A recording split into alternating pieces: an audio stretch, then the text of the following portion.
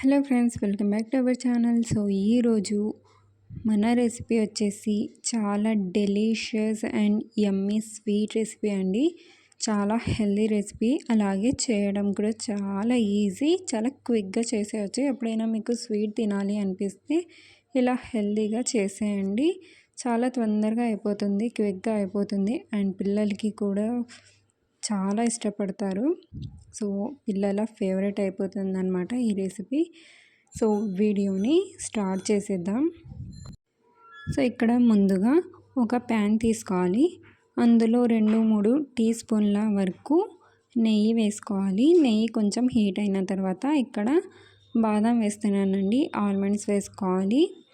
So వేసుకొని వీటిని colour change అయ్యేంత వరకు బాగా వేయించుకొని పక్కన తీసేసి పెట్టేసుకోవాలి.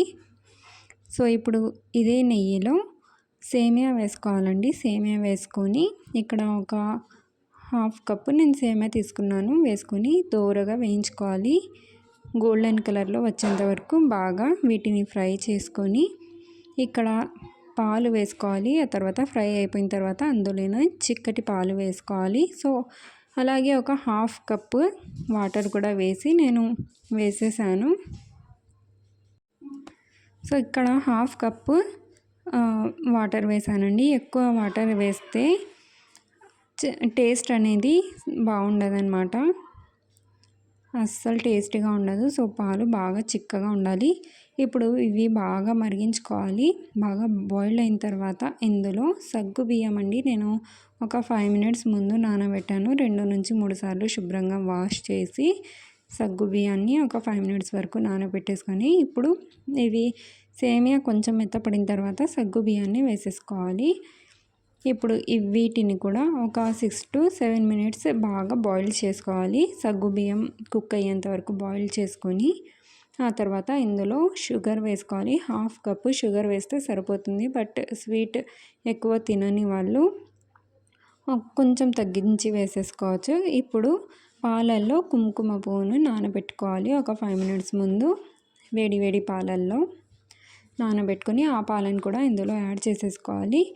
మీరు కావాలంటే ఇందులో యాలకుల పొడి కూడా వేసుకోవచ్చు. ఇక్కడ నేను వేయటం లేదు. సో కుంకుమ పువ్వు వేయడం వల్ల చాలా మంచి ఫ్లేవర్ ఉంటుందండి.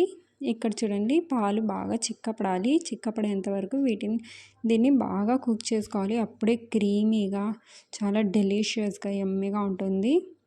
ఇప్పుడు మనం ఫ్రై చేసి పెట్టుకున్నాం కదండి ఆల్మండ్స్, అవి కూడా ఇందులో వేసేసాను. మీరు కూడా ఒకసారి డెఫినెట్గా ట్రై చేసి నాకు కింద కామెంట్ చేయండి ఎలా ఉంది అనేది. సో ఇక్కడ మా డెలీషియస్ స్వీట్ రెసిపీ అయితే రెడీ అయిపోయింది. రెసిపీ యమ్మీగా, ఈజీగా, డెలీషియస్గా అనిపిస్తే డెఫినెట్గా ఒకసారి లైక్ చేసుకోండి. అలాగే మరిన్ని రెసిపీస్, వ్లాగ్స్ చూడాలనుకుంటే మా ఛానల్ను సబ్స్క్రైబ్ చేసుకుని పక్కనే ఉన్న బెల్ బటన్ను యాక్టివ్ చేసుకుంటే నేను పెట్టే ప్రతి ఒక్క రెసిపీ నోటిఫికేషన్ మీకు వస్తుంది.